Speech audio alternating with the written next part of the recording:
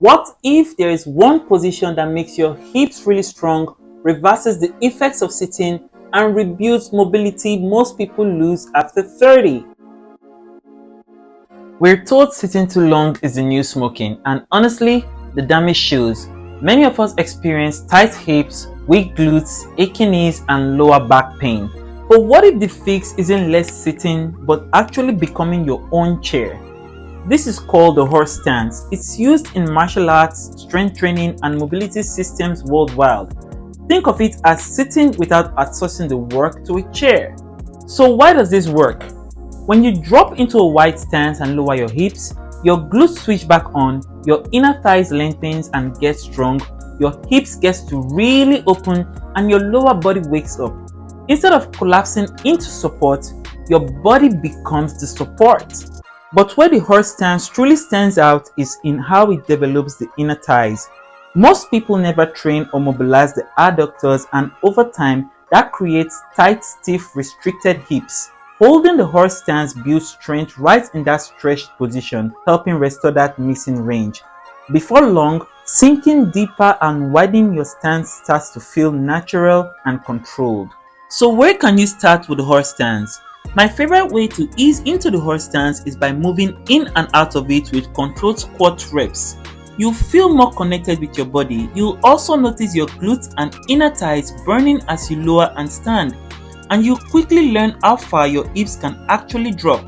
I started with 10 repetitions, and by the last few reps, I noticed I could sink lower than I did at the start. Once your body adapts to the horse stance, you can shift your focus to longer static holds. As you build capacity, aim to progress towards 3 sets of 30-second holds and then 60-second holds.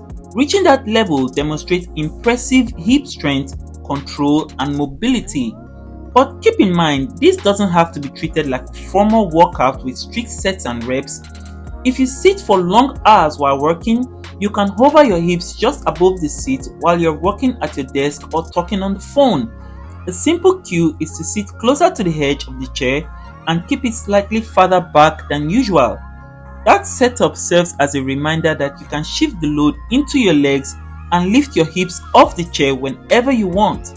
And if your goal is to truly free up your hips, combining both approaches works best.